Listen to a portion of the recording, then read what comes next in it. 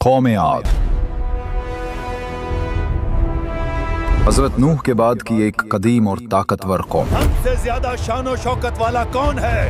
ہم ہی اس زمین کے وارث ہیں اور ہم ہی ہمیشہ رہیں گے۔ وہ زمین پر اپنے آپ کو خدا ماننے لگے۔ وہ بڑے بڑے پہاڑوں کو تراش کر ان سے محل بناتے تھے اور فخر سے کہتے تھے، دیکھو ہم نے کتنے عظیم شان محلات بنائے ہیں، کیا کوئی ان کو گرا سکتا ہے؟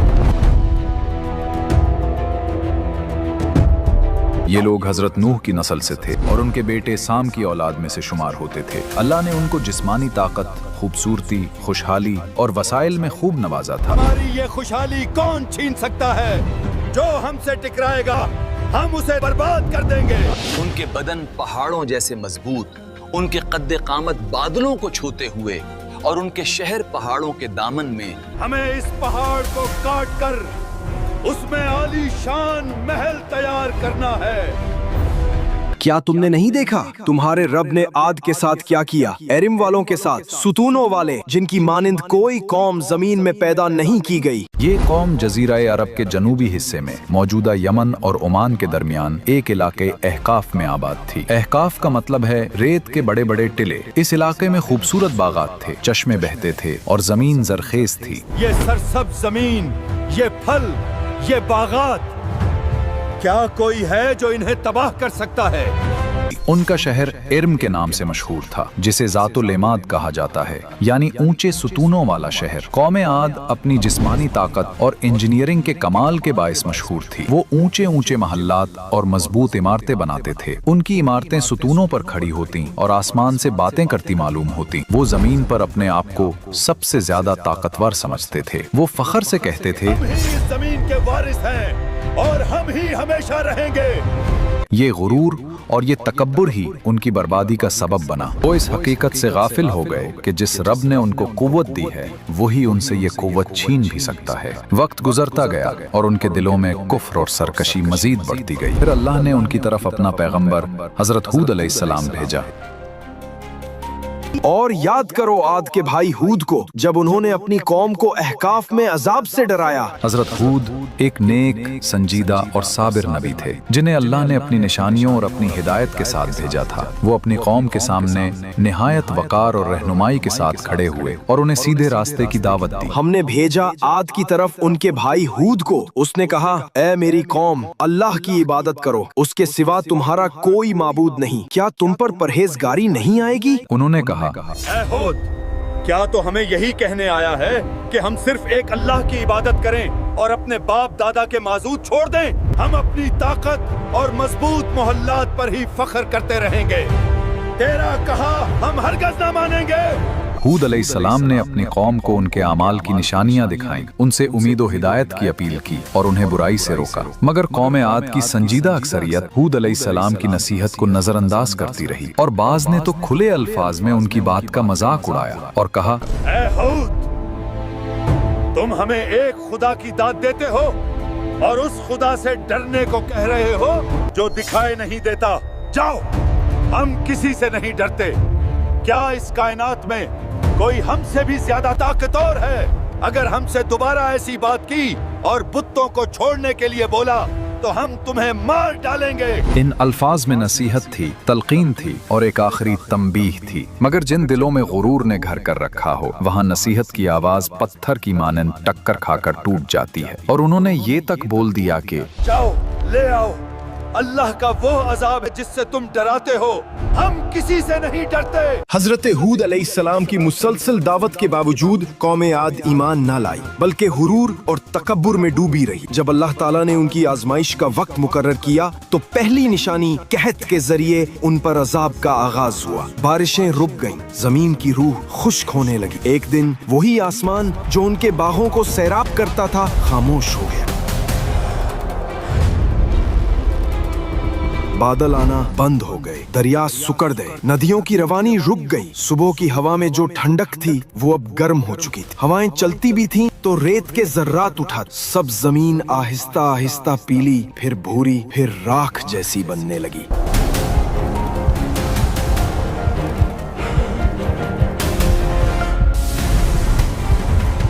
कुरान में इशारा है आद ने जमीन में नाहक तकब्बुर किया और मुफस्सिरीन लिखते हैं कि अल्लाह ने उन पर आसमान बंद कर दिया। 3 साल तक बारिश का एक कतरा न गिरा। रिवायात के मुताबिक अल्लाह ने उन पर 3 साल तक बारिश बंद कर दी। उनके खेत जल गए, दरख्तों के पत्ते झड़ने लगे, खिजूरें सूख कर रेत बन गईं और जमीन पर दरिया और नहरें नापैद हो गईं।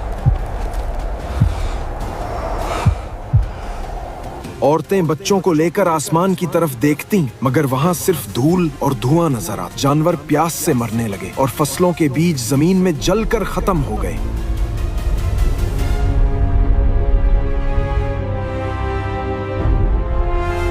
लोग आसमान की तरफ दुआएं करने लगे। अब तो सारा पानी खत्म हो गया, पता नहीं ये बारिश कब होगी। उनके सरदारों ने कहा ये दुआ नहीं, मजाक था। उनके दिलों में तौबा नहीं बल्कि तकब्बुर था। जाओ हौद से कहो, अगर वो सच्चा नबी है तो अपने खुदा से कहे कि बारिश बरसाए। हजरत हूद अलैहिस्सलाम ने फरमाया मेरे रब के पास सब कुछ है, लेकिन जब तुम उससे मुंह मोड़ चुके हो तो अब तुम पर रहम नहीं बल्कि आजमाइश है। फिर एक दिन आसमान पर 3 बादल नमूदार हुए, एक सुर्ख, एक सफेद और एक सियाह। ये बादल ना आम थे ना खामोश, बल्कि आसमान पर ऐसे टके हुए थे जैसे फैसले का इंतजार कर रहे हो। फिर आसमान से एक फरिश्ता नाजिल हुआ। उसकी आवाज वादी के एक सिरे से दूसरे सिरे तक गूंज गई। ऐ कौमे आद, तुम पर तुम्हारे रब का इम्तिहान आया है। ऐ कौमे आद, तुम्हारे रब की तरफ से तुम्हारे लिए एक इम्तिहान है। इनमें से एक बादल चुनो। कौम के सरदार एक दूसरे की तरफ देखते हैं और कहते हैं हमें सुर्ख बादल चुनना चाहेगा। नहीं, सुर्ख बादल में कुछ नहीं होगा, हम सफेद बादल चुनते हैं। ओह, इसमें पानी होगा। नहीं, काला बादल, काले बादल में पानी है, वो हमें सैराब करेगा, वही रहमत है। उन्होंने सियाह बादल चुना, मगर वो नहीं जानते थे कि उस बादल में रहमत नहीं बल्कि कहर छुपा हुआ है। फिर वो फरिश्ता गायब हो गया और वादी पर सन्नाटा छा गया। उनके चेहरों पर खुशी थी, लेकिन आसमान पर गुस्सा छा रहा था। बादल उनकी वादी की तरफ बढ़ता जा रहा था, आसमान सियाह होता जा रहा था। ए हो, देखो तुम्हारे खुदा ने हमारे लिए बादल भेज दिया। हवा में नमी और ठंडक बढ़ने लगी। सब लोग खुशी और तकब्बुर से बारिश का इंतजार कर रहे थे। देखो, यही तो है वो बादल, ये पानी वाला बादल है। अचानक वो बादल जो नरम लग रहा था भारी और बिजलियों से भरपूर होने लगा। उसकी गर्ज दिलों को दहला देने वाली थी और उसकी हरकत किसी आम बादल जैसी न थी, गोया वो किसी ताकत के हुक्म से चल रहा था। पहले झोंके के साथ रेत के बादल उठे, दरख्त झुकने लगे, पानी के बर्तन उड़ने लगे, औरतों की चादरें हवा में उड़ गईं और ऊंट घोड़े अपनी जगह से हिलने लगे। हवा का झोंका फिर दूसरा आया।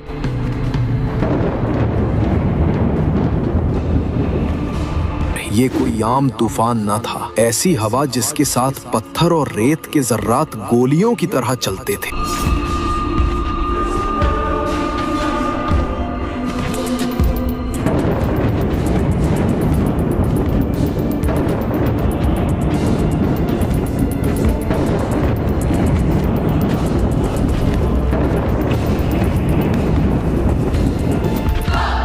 पहाड़ लरसने लगे, महल झुकने लगे। हर झोंके के साथ एक इंसान रेत में उड़ता, फिर जमीन पर गिरता। वो आंधी उन पर 7 रात और 8 दिन बराबर चली। इन 8 दिनों में उनके जिस्म रेत के तनों की तरह जमीन पर बिखर गए।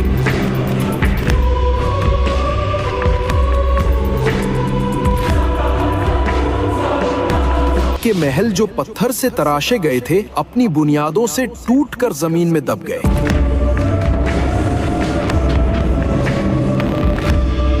उनके बाग जिनमें कभी खुशबू आती थी अब रेत के नीचे दफन हो गए। और जब वो आंधी थमी तो पूरी वादी एक कब्रिस्तान बन चुकी थी। कोई आवाज, कोई साया, कोई जान बाकी न रही।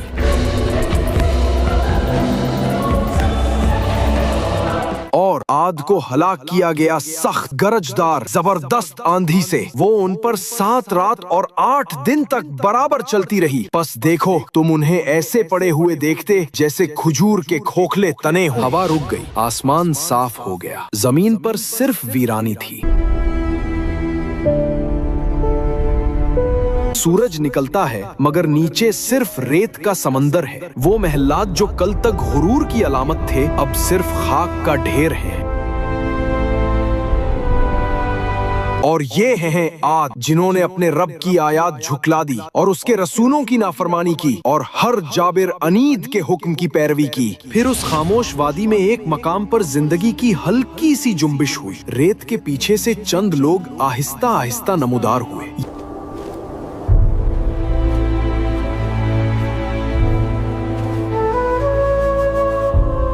ये वो लोग थे जो हूद अलैहिस्सलाम के साथ ईमान लाए थे, जिन्हें अल्लाह ने एक पहाड़ी गार में पनाह दी थी। कुरान फरमाता है, फिर जब हमारा हुक्म आया हमने हूद और उनके ईमान वाले साथियों को अपनी रहमत से निजात दी।